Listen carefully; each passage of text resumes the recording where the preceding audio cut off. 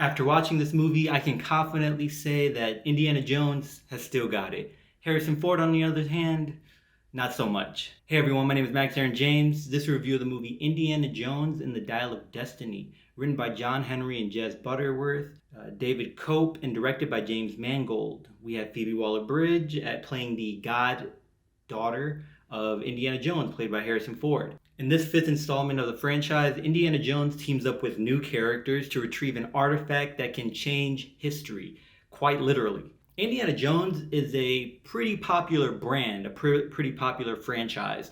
I see people showing up with the hat, the fake whips, the shirts with the name on it. When I went to a screening, there was a line that went out of the theater. And so, surprisingly, Indiana Jones still has a big fan base.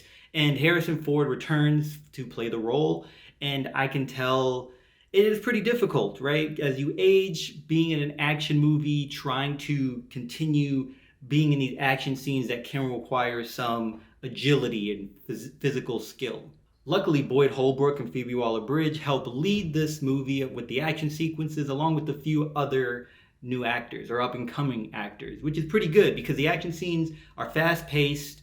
They move really quick, which I appreciate because this movie is a bit longer than it needs to be. Blockbusters seem to be reaching past the 2 hour, 30-minute mark, which is pretty unnecessary for a lot of them, especially movies like this, where I felt it dragged a bit. And there were clearly a lot of scenes that I was even able to point out or spot that could have been removed. This movie could have been shortened by 15 to 20 minutes. I will say some of the effects were good. The green screen was obvious. A lot of the body special effects were pretty obvious, but the de-aging on Harrison Ford was pretty good.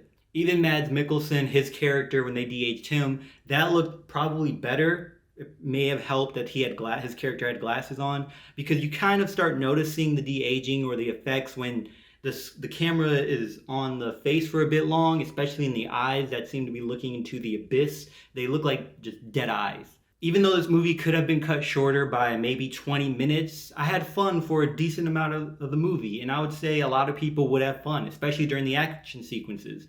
I want to point out another flaw with the movie is that some of the sentimental moments feel a bit rushed into or forced and seem to come out of nowhere, especially the connection with Phoebe Waller's character and Harrison Ford's character, where they are presented as having this divide and not necessarily being connected with one another, but then all of a sudden being connected almost immediately. And they do have a slight reference to Shia LaBeouf's character from Crystal Skull, just to, kind of sweep it under the rug or kind of explain what happened in case anyone is wondering. Have you seen the movie? What did you think about it? Be sure to comment below. And until next time, y'all take care of each other. Check up on one another, be sure to check up on yourself, and remember, potential has no limit.